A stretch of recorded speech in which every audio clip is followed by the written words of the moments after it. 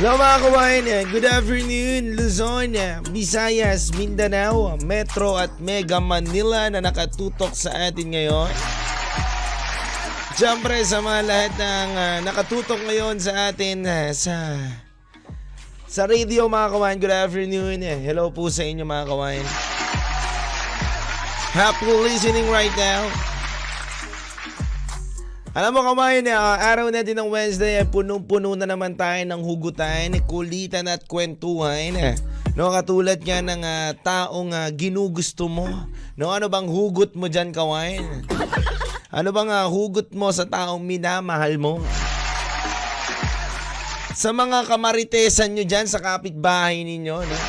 Alam natin na bawat pangyayari sa buhay natin ay meron tayong hugot na mapagkukwentuhan. Kaya mga kawan, sa lahat na nakikinig sa atin ngayon, pwede ka mag-text ngayon sa ating text line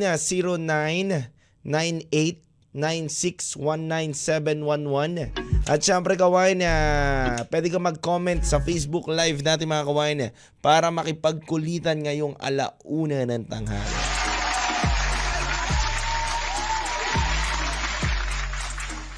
Kung hugatan lang din kawan ng usapan, ako napakarami kong hugot ngayong araw na to. Kasi nyo, sampulan ko na kayo kagad Marami akong baon ditong hugot kawan, no? Para sa mga taong ini-small, no? At sa taong ini-small na taong ginugusto mo. Ano daw? Ang gulo mo Para sa taong ini-small na taong ginugusto ko, no? Kung ini-small ka nila, huwag kang mag-alala. Ini-big naman kita, ha? Ay, ano yung mga kawain Hello sa inyo mga kawain. Hello sa mga kawan natin dyan na dyan ako sa'yo. Biglaan lang No, kaya mga kawan, naligan at maipag-ugutan, kwentuhan ngayong araw na to. At syempre, pwede nyong i-drop ang mga hugot ninyo at mga kwento nyo dito sa ating sa Facebook Live natin. At syempre, pwede kayo mag-comment din sa 1fm.ph. At syempre mga kawan, sa mga texter natin dyan, ulitin ko 0998-9619-711. Maipagkulitan, kwentuhan ngayong araw na to sa akin. Dito lang yan syempre sa kwentuhan ng bayan natin with Lil Vinci sa 1FM. 1 lang yan. Lil Vinci, May chinito boy. Kwento 1 sa 1FM. Ito nga kawain na sa pangalawang pagkakataon tayo ng ating kwentuhan. Ito na kawain, no? Batiin ko muna ang mga nagpapabati sa atin sa Nanay Dulce, Jericho, happy watching right now. Hello rin kala Grace Camiller na nakikinig po ngayon, si Tita Grace Apolinaria. Laika, good afternoon sa lahat ng mga nakikinig sa atin sa La Miriam, Doria, Gregoria, Jessa May, Gregorio, Pakul, ano ba to? Pakuli, Angel Lucay, Asuncion, Asuncion Arlene, Gregorio, at sa pinsan ko na pala na always din po nakikinig, no? Hello sa pamilya ni Laika na nakikinig sa program mo na Aurora Novino Hermonio. At hello po kay Kuya Ricky Maximo. Happy watching right now po sa inyong lahat dito sa 1FM. Kung sinabi ko nga kanina kawan ay kung ini-small ka nila, huwag ka mag-alala, iniibig naman kita. Eto naman kawan, ang topic natin ngayong araw na to kawan. Pag-uusapan natin ang hugot sa awitin ni Rick Segreto na kahit konting pagtingin, kung manggagaling sa'yo ay labis ang ligaya dahil ikaw ay mahal ko. No? Ganda ng lyrics na yan, no, kawan? Kahit konting pagtingin, kung manggagaling sa'yo.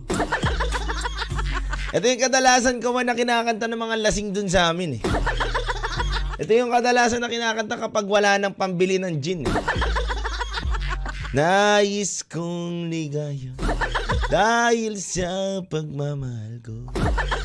Pare, tagay ba tayo? Hindi kawan, no? Ikaw ba kawan?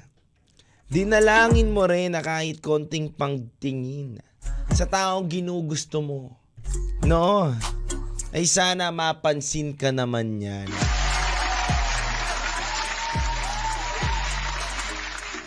Sana man lang mapansin ka niya. No, sana man lang, baka naman. Kasi kuman, ang kadalasan kawan, may mga tao tayong ginugusto. May tao tayong sinisipat-sipat, no? Pero hindi naman natin alam kung may pagtingin ba talaga sa atin.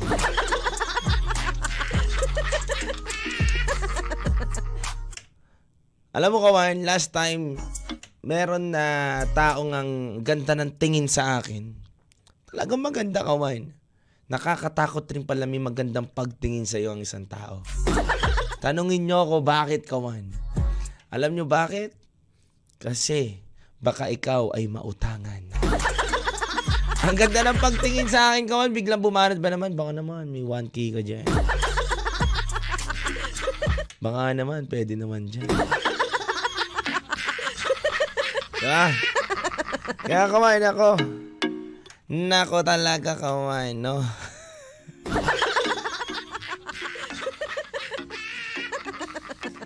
Siyempre kawan, mahirap lang nga naman talaga dyan. Parang wala nang pagtingin sa'yo, no? Yung isang tao, no? Kumbaga, babaliwalain mo lang din ang lahat, no? Kumbaga, kung may pagtingin sa'yo, sana sabihin man na agad ng isang tao na yun. Ang hirap kasi kadalasan kawan, nagtatanong tayo sa sarili natin, no? Na may pagtingin kaya talaga sa akin yan, no? Gusto ko siya eh. Pero hindi ko nga lang alam kung may pagtingin ba talaga sa akin yung tao na yun. Hirap kasi kawan, ang hirap kasi kadalasan kawan na nagkakagusto ka sa tao na wala namang pagtingin din sa'yo. Tapos pipilitin mo lang din. Pero mas masarap naman yung matagpuan mo yung taong may pagtingin din pala sa'yo. Tapos magugustuhan mo. Alam mo kawan, maraming mga kawan natin dito nagbabahagi. Sabi niya, DJ Lubinsi ako po nagbabahagi sa inyo. Ako, napatanong din ako kawan. At DJ Lubinsi na kung may pagtingin ba talaga sa akin yung misis ko nung panahon na yun. Kasi nga naman, sa ganda ng misis ko, sabi niya dito kawan sa ganda ng misis ko kawan, talagang mabibighani ka sa itsura. Ngunit hindi ko nga alam DJ Lobinsi kung ako ba talaga ang gusto niya. Dahil nga hindi naman ako ganun kagwapo at hindi rin naman ako ganun lakas ng dating. Pero hindi pala nagkamali ang tadhana na kami ay pagtagpuin. Wow, ganda ng banat Hindi ganun pala yun. Alam mo kawan, no? Minsan talaga wala naman sa itsura. Kung gugustuhin ka ng tao, gugustuhin ka, no?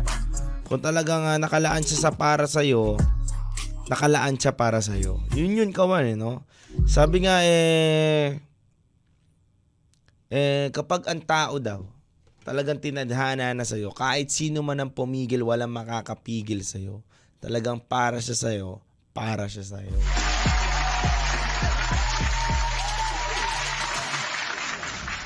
Ano, baka po kasi pag nag-confess ka ng feelings mo sa taong gusto mo, baka ma-reject ka lang po. Totoo yan, no? Kadalasan totoo yan, Mahirap wag na wag kayong magko-confess sa tao na gusto nyo. Ganito ang technique, kawan Ganito ang technique. Tuturuan ko kayo ng technique. Kapag may gusto kayong tao, wag kayo mag-confess kasi mas lalo siyang iilag o iiwas sa'yo. Hayaan mo na mas lalo kang magpaganda, magpagwapo, hindi naman totally magpapansin, but mag-stand out ka lang dun sa paningin niya at bigyan mo siya ng highlight, no? Na talagang, ang ganda ngayon ni Laika. O kaya, wow, ang gwapo ngayon nito ni Jericho, Ganun, Kawan, bigyan nyo sila ng ganun. Kumbaga, wag nyo sasabihin nyo nararamdaman nyo dahil mas lalong lalayo yung tao na yan kapag nalaman nila may gusto sila sa'yo, no? So, minsan yung mga papansin mode natin, wag natin ipapahalata. Yung medyo may tanong lang tayo na magkakaroon kayo ng good conversation. Ganun kawan. Gumawa ka ng way para mapalapit kayo sa isa't isa. But, wag totally na parang OA. Kawan Lil Vinci. May chinito boy. Kwento 1 sa 1FM. Hello muna sa lahat pa rin nakikinig. Jericho, brother, nabasa ko nga yung ano mo, parang same lang rin yata yung kwento mo last time sa kwento mo ngayon. So, kung may mga iba ka pang kwento, Jer, pwede natin yung basahin, ha? Ito nga kawan, no? May mga ibang kawan nga dito na umuhugot niya. DJ Lubinsi, paano nga naman? No namin na sasabihin din kasi na gusto namin yung isang tao, ang hirap nga, no? Kahit nga onting pagtingin, wala ngang wala, kahit onting pagtingin, wala nga kami nararamdaman ka ako. Di ba? Mahirap dun eh. Pero alam mo kawan, sabi ko nga sa inyo kanina, kung babalikan natin yung pinagkukwentuhan natin kanina, wag na wag mong sasabihin ang iyong nararamdaman. Wag na wag mong sasabihin na sana gusto mo rin ako kasi gusto kita. Wag mo sasabihin yun, kawan. Magkaroon ka pa rin ng pride. No, magkaroon ka pa rin ng sarili mong desisyon sa iyong nararamdaman. Lalo na kung babae ka, tapos sasabihin mo sa lalaki, lalong lalaki ang ulo ng mga yan. Depende na lang sa ulo, dalawa ulo ng mga yan. Diba? Anyway, mga kawan, no? At syempre, no? Ito pa nga kawan, no? Tingin ko, kawan, hindi talaga nakakabuti din, para umaming ka sa taong ginugusto mo, agad-agad. Lalo na kung babae ka. At syempre, sa mga lalaki din naman, kawan. Kasi, tulad nga na sinabi ko kanina, lalong didistansya, lalong lalayo, lalong aayaw. So, ang pinaka-the best dyan na advice sa inyo, ang maging guide nyo, kawan, o maging gabay nyo, kawan, yung sasabihin ko na to, na mas i-improve mo yung sarili mo, ipakita mo na mas the best ka, mas namumukadkad ka ngayon, no? Kumbaga sa bulaklak, maganda-maganda ang iyong bunga ngayon, no? Diba? Kumbaga, the best ka. One of the kind ka, no? Tingin ko kawan, mas makakabuti sa iyon na hindi ka magpapansin sa tao na yan. Bagkos mas bigyan mo na lang, kawan, ng effort yung sarili mo para mapansin ka niya. Kasi kawan, kung tayo ay magpapapansin, wala, bababa ang tingin sa atin. Dapat sila ang pumansin sa atin para tayo ang magpapakipot. Ganon.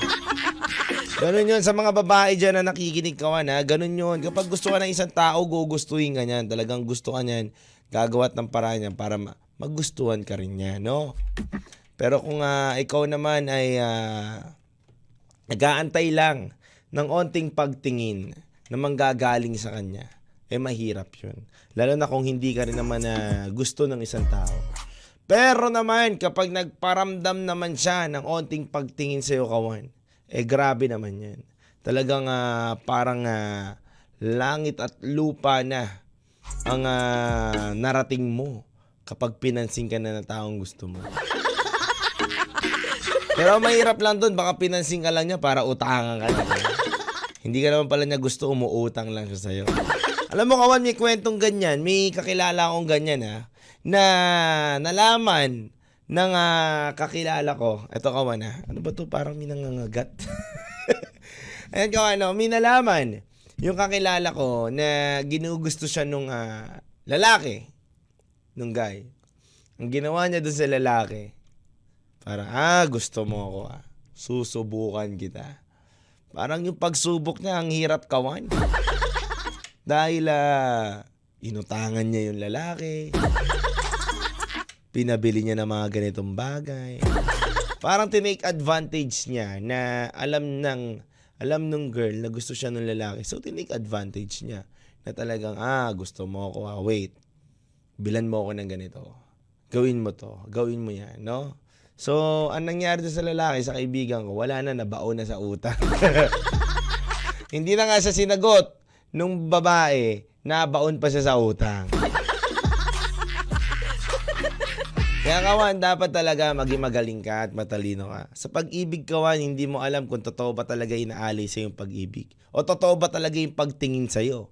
Baka naman may vested interest lang o may gusto lang gawin o planuhin para sa'yo. Kaya niya maganda ang pagtingin sa'yo, no? O nagpapapansin sa'yo. Diba? Kaya alamin mo rin kawan, kailangan mo rin talaga alamin. Kumbaga marami rin nag-i-invest sa mga bagay-bagay na makakapanloko sila. Iniimbisan rin nila yung mga panloloko nila kawan, ha? Kaya wag mo nga, kung ako kawan, kung para lang sa akin, dito sa awitin na to, hindi ako agree. Kahit konting pagtingin na manggagaling sa'yo, labis ang ligaya dahil sa pagmamahal ko. Parang hindi naman masama magmahal. Hindi naman sobra masama maging masaya. But siguro hindi mo na lang sabihin sa kanya o ipahalata sa kanya na sobra ang iyong ligaya at pagmamahal. Lalo na kung onting-onti lang naman ang pagtingin sa'yo. Ang masakit dyan kawan, yung pagtingin niya sa'yo ay bilang kaibigan lang. Yun ang masakit dun eh. Ang pagtingin pala sa'yo ay bilang kaibigan lang. Paano mo ipipilit ang sarili mo kung ang pagtingin lang sa'yo ay bilang kaibigan lang? Kahit konting pagtingin, ang onti na nga lang, kaibigan pa ang pagtingin. Di ba? Ikaw, mahal na mahal mo na siya. Gustong gusto mo na siya bilang maging partner mo. Siya, onti lang ang pagtingin pero kaibigan pa. Lil Vinci. May chinito boy. Kwento 1 sa 1FM. Hello muna sa lahat na may kaarawan ngayon. Happy birthday po sa mga kaibigan natin dyan na may birthday. Excuse me. At sa lahat din po na mga kawan natin na nakatutok sa iba't ibang lugar. Happy watching at listening right now. Mga kawan, no? Ngayong araw natin na to, ang bilis ng araw. Biruin mo, Wednesday na kagad ngayon. Parang Monday lang tayo nagkukwentuhan. Wednesday na naman ngayon. Anyway, mga kawan, no? Nakakatuwa lang kawan. Kasi, bukod sa kwentuhan natin dito, may nagbahagi lang ng story niya dito na, sabi niya, DJ Lubinsi ako, hindi na ako umasa sa mga konting pagtingin. Ako, DJ Lubinsi, hindi na ako umasa sa mga bagay na akala ko hindi ko na makakamit ko. Kasi DJ Lubinsi, ako po ay dati na umibig at nag-antay at umasa, ngunit hindi naman ako napagbigyan. Kaya yung panahon na nasaktan na ako, hindi na ako nagganap. Nag-antay na lang ako ng tamang panahon at oras. Hanggang sa natagpuan ko nga po ang aking katrabaho na nagbigay sa akin ng kulay sa buhay. At ngayon po ay may pamilya na kami. Talagang minsan wala talaga sa labas o wala talaga sa mga kakilala mo. Malay mo, nasa katrabaho mo ang iyong future. Wow!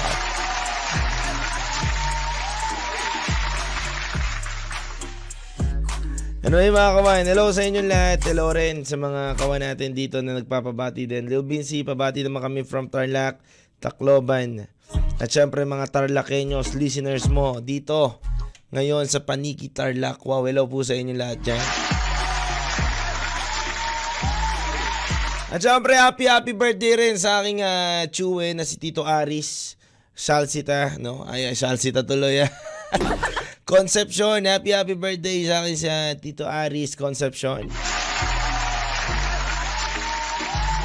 Mga kawan, maraming salamat sa lahat ng suporta ninyo. Yan, happy birthday po. And syempre mga kawan, ang gusto ko lang sabihin sa inyo at iwanang salita ngayon kawan, huwag kang huminto, no? Huwag kang huminto, mangarap at magpatuloy ka lang sa iyong pangarap. Kasi kawan, alam natin sa buhay natin kawan na mahirap man maabot ang pangarap natin, pero proseso yan.